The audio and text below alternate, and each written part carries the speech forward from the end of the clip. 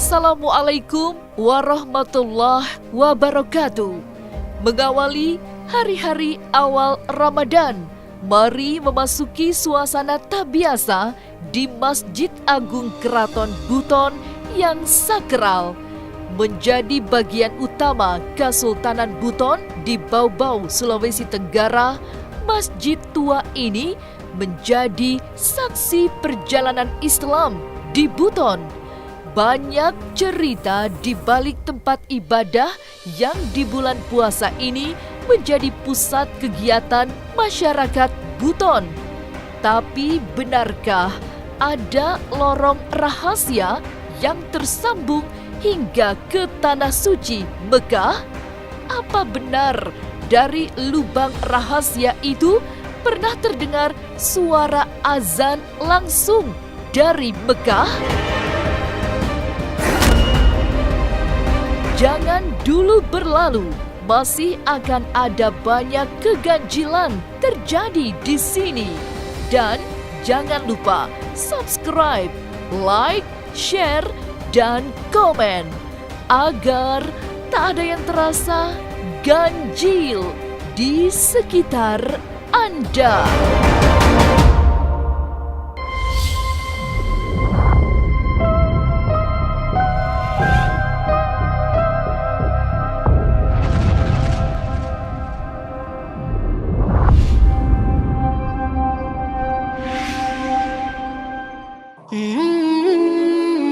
Dibangun pada masa kejayaan Kesultanan Buton, masjid ini memiliki syarat dengan isyarat unik. Nyaris setiap sudut hingga setiap material bangunan dibuat dengan filosofi tinggi. Misalnya saja jumlah rangka masjid yang mengambil jumlah tulang di dalam tubuh manusia. Kemudian ada sebuah lubang rahasia yang memiliki nilai mistik karena konon bisa untuk melihat orang-orang yang sudah meninggal dunia. Jadi di belakang tempat kita berdiri ini adalah Masjid Agung Keraton Kesultanan Buton. Masjid ini didirikan di sekitar abad ke-17 di masa pemerintahan Sultan Sakiuddin Durul Alam. Rangka masjid ini itu sejumlah rangka yang ada pada tubuh manusia. Itu saja. Ya, jadi rangka mulai dari tiang, kemudian persambungan-persambungan itu. Kemudian yang kedua, di dalam masjid itu ada lubang rahasia. Nah, ya, lubang rahasia tepat itu di tempat mihrab. Ya, yang konon itu pada masa lalu. Itu katanya kalau kita menengok ke lubang tersebut, maka leluhur kita yang sudah meninggal akan kelihatan di situ. Sekarang ditutup. Itulah di masa tahun 70-an barangkali itu. Pesannya ya namanya rahasia karena kita tadi menyebutnya lubang rahasia, jadi tidak sembarangan. Dari lubang rahasia ini mengalir begitu banyak cerita mistik yang hingga kini masih sangat dipercaya. Meski sudah ditutup, kisah lubang misterius itu tidak pernah ikut tertutup zaman. Sebab dari sinilah pernah terdengar suara azan yang membuat masjid dipindahkan dari tempat semula yang berjarak 50 meter. Menurut mitos atau menurut cerita-cerita yang lalu, jadi ketika masjid ini didirikan, sebenarnya masjid Keraton Buton itu bukan di sini pertamanya. Ada yang disebut dengan Kalibulibu, sekitar 50 meter dari sini. Konon didengar suara azan. Itu pas suara itu bersumber dari lubang rahasia tadi. Makanya kemudian diambil kesimpulan bahwa letak yang paling strategis untuk mendirikan masjid kesultanan adalah di sekitaran lubang yang memperdengarkan suara azan tadi, dan tepatnya sudah di situ. Suara azan yang sangat monumental itu memang membuat masyarakat Buton di masa lampau memindahkan masjid di dekat lubang rahasia. Berada di bawah pengimaman, lubang itu memang sudah ditutup sehingga tidak ada lagi yang bisa melihatnya. Tapi konon lubang ini menyambungkan tanah Buton ke tanah suci Mekah karena pernah terdengar suara azan yang dipercaya berasal dari Mekah. Di dekat itu sana mihrab, di mihrab sana ada sebuah keyakinan cerita dari dulu bahwa di sana itu ada pusatnya tanah. Karena dulu sebelum didirikan masjid ini oleh masyarakat di sini mendengar azan di dekat situ, di sini dulu pebukitan. Diperkirakan azan itu dari itu orang yang azan dari tanah Mekah sana. Lalu seperti apa terkejut hingga takjubnya Haikal Kamil saat melihat langsung masjid tua yang di dalamnya ada lorong tembus hingga ke kota Mekah. Jangan kemana-mana, tetap subscribe, like, share, dan komen agar tak ada yang terasa ganjil di sekitar Anda.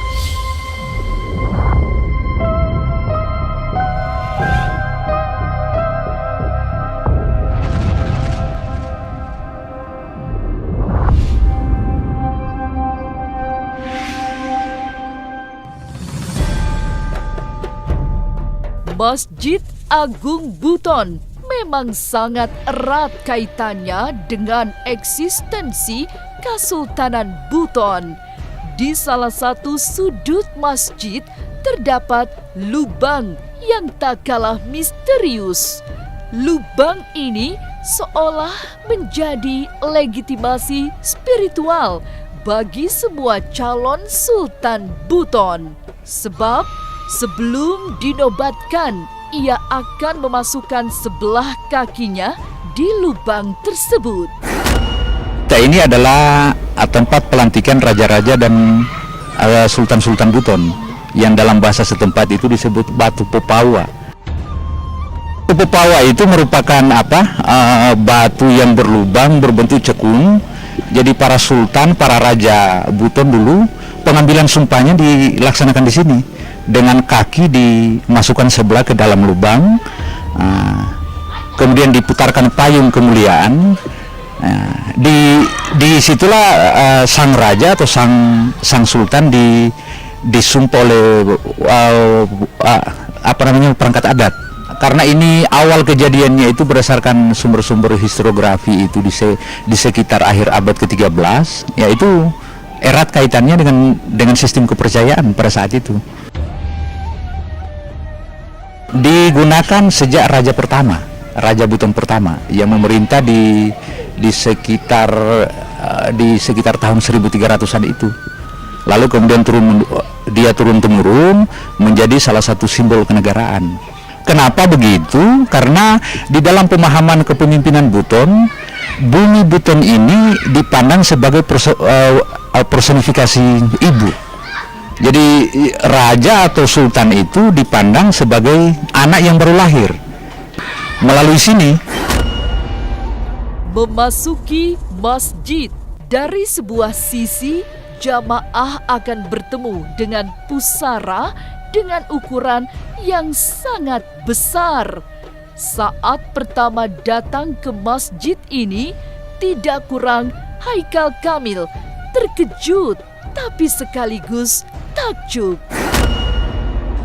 Assalamualaikum ya ahli kubur. Ya, ini ternyata di bagian pekarangan masjidnya ada makam pemirsa, tapi makamnya cukup unik. Kita cari tahu ini makamnya beliau siapa gitu, almarhum. Pasti tokoh yang berpengaruh di bau-bau. Kita lihat siapa. Ya pemirsa, ternyata ini adalah makam Sultan Muhammad Adirus Kaimuddin. Beliau adalah Sultan Buton ya. Jadi sebelum jadi bau-bau ini juga bagian dari Buton. Kita lihat di sini makamnya ini udah berusia cukup lama karena beliau hidup pada tahun 1824 sampai 1851. Ini makamnya cukup besar pemirsa. Nanti kita cari tahu juga apa memang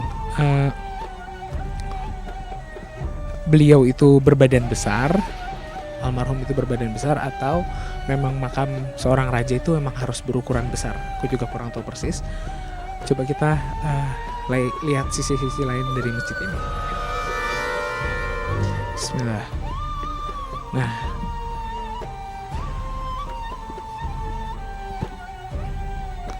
Assalamualaikum ya ahlal kubur.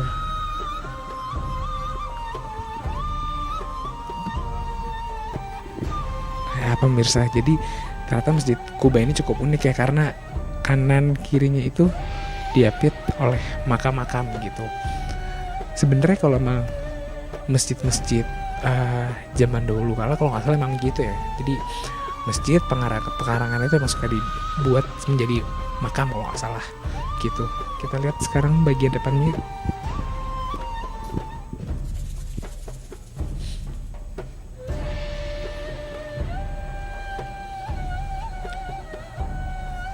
Ya, ini masih makam juga pemirsa di sebelah kiri sana.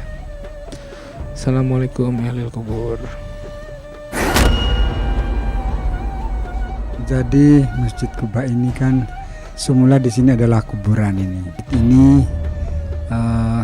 mengenang Sultan yang disebut Kubadiana atau Sultan Muhammad Idris Kaimuddin ya.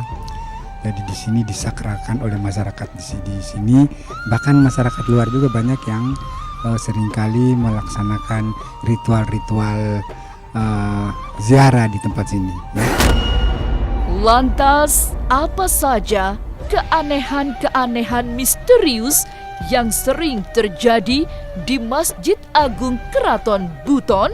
Jangan kemana-mana, tetap subscribe, like, share, dan komen agar tak ada yang terasa ganjil di sekitar Anda.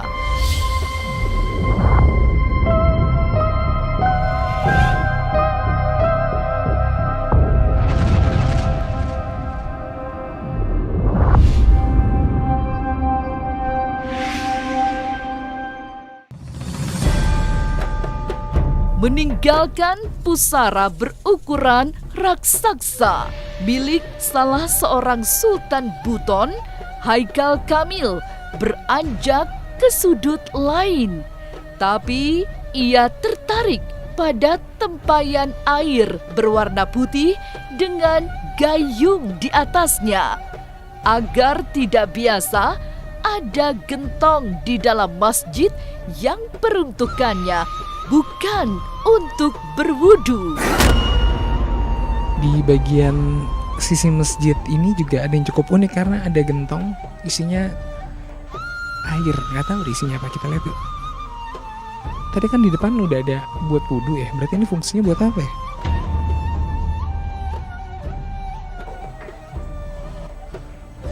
Ini isinya air sih pemirsa, air biasa cuma ditutup. Atau fungsinya buat apa nanti mungkin harus kita cari tahu ya. Dari Pak Tamrin, wali kota Bau-Bau yang dikenal sebagai pemerhati sejarah, diperoleh informasi lengkap tentang tempayan di sudut masjid. Rupanya memang bukan untuk berwudu, melainkan sebagai pembasuh wajah saat pertama memasuki masjid. Inilah air yang dipercaya memiliki khasiat, terutama agar tenang dalam beribadah setelah membasuh muka dengan air ini. Pak tadi di belakang sana itu ada air di dalam gentong Pak. Itu maksudnya apa ya? Karena kan di luar kan udah ada tempat bak untuk berwudu. Jadi yang di dalam itu untuk apa? Sebetulnya itu kalau orang meyakini ya untuk menambah fokus daripada kesakralan perasaannya, masuk itu orang habis bersalam itu ada yang mengambil air di gentong itu, di guci itu, baru disapukan ke mukanya 3 kali sambil meniatkan harapan-harapan, kehendaknya, keinginannya, atau mungkin supaya terhindar dari mara bahaya, atau mungkin meminta sesuatu begitu. Jadi meniatkan sesuatu dan membasuhkan air di mukanya. Ya, dibilang air berkah ini kan tergantung keyakinan kita. Kita akan meminta kepada Yang Maha Kuasa melalui media-media ini. Jadi begitu kita masuk di masjid ini, kita basuh muka dulu 3 kali sambil meniatkan apa yang kita minta. Setelah itu kita sembahyang sunat, baru kita berziarah sebentar di makam. Nah, mau pulang, ini sekarang saya mau pulang.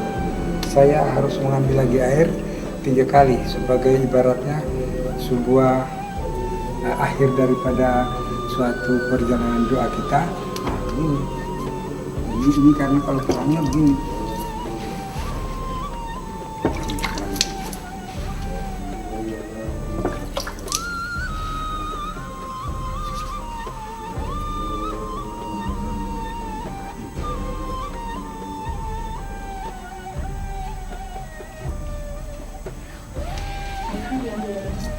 Nah, air ini air juga dari situ, tetapi itulah ya dari kendi dimasukkan di kendi ini, dan itulah dengan kendinya ini sendiri juga kan ini kendi lama ini, bukan yang baru dibikin. Nah, jadi memang iya dari dahulu, jadi kendinya sendiri sudah merupakan bagian dari masjid ini. Memang Masjid Kesultanan Buton bukan masjid biasa. Seperti umumnya masjid tua yang telah melintasi generasi, masjid ini juga menyimpan banyak misteri. Cerita-cerita aneh yang cenderung tak ternalar sering muncul. Salah satunya orang yang akan dipindahkan keluar masjid jika tidur di dalam masjid. Dan di masjid ini banyak hal-hal yang keanehan-keanehan di dalam kenyataan hidup kita. Juga masih kecil dulu sering ada teman-teman kita tidur di sini, lantas begitu bangun sudah di luar di sebelah itu. Nah, jadi di sini ada semacam ini aneh tapi nyata.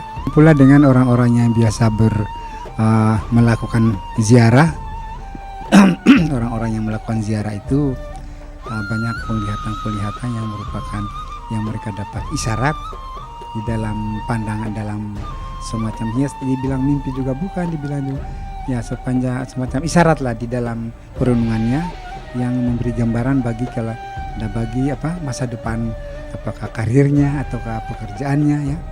Mungkin boleh dijelasin Pak, penglihatan seperti apa yang Bapak maksud? Ya penglihatan yang aneh-aneh. Ada misalnya melihat kereta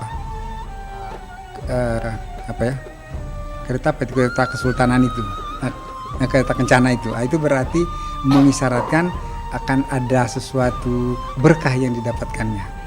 Nah, ada juga penglihatan yang aneh-aneh. Ada juga dulu ceritanya melihat orang belalang sedang bertempur. Lalu dia ketawa terbahak-bahak itu orang tua. Nah, lalu ternyata setelah itu dia menjadi kurang waras.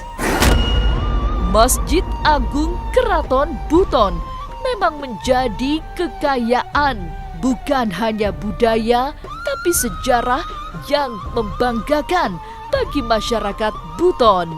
Dibangun oleh Sultan Sakiuddin Darul Alam tahun 1712. Tahun ini, masjid klasik yang penuh filosofi ini genap berusia 309 tahun. Sepanjang itulah bangunan masjid serta segala yang melengkapinya dipertahankan kelestariannya. Sampai sekarang masjid ini memiliki perangkat sara yang terpelihara dari zaman ke zaman. Perangkat sara itu adalah petugas khusus masjid. Itu terdiri atas perangkatnya itu ada 1 orang yang disebut lakina agama, kemudian 1 orang imam, 4 khatib, 12 bilal, dan 4 penabuh beduk. Itu sejak awal berdirinya sudah ditetapkan seperti itu, dan perangkat itu sampai sekarang tetap terpelihara, dan itu merupakan lambang kontribusi agama di dalam sistem kekuasaan Buton. Bulan Ramadan itu satu bulan penuh. Jadi tanggung jawab mereka adalah tanggung jawab di bidang penegakan agama. Itu yang dipelihara, diwarisi sampai hari ini. Meninggalkan Masjid Agung Keraton Buton yang menjadi bagian dari sejarah Kesultanan Buton di Sulawesi Tenggara, banyak cerita yang dibawa. Mitos, cerita, serta fakta-fakta saling bertemu untuk kemudian memperkaya kisah kebesaran masjid berusia 309 tahun itu. Tapi inilah bagian sangat penting dalam proses penyebaran agama Islam di Nusantara. Inilah ganjil yang akan menguak berbagai misteri di alam nyata dan tak kasat mata.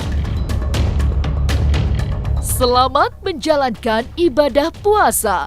Semoga bulan suci ini segala yang dilakukan menjadi amal kebaikan dan ladang pahala.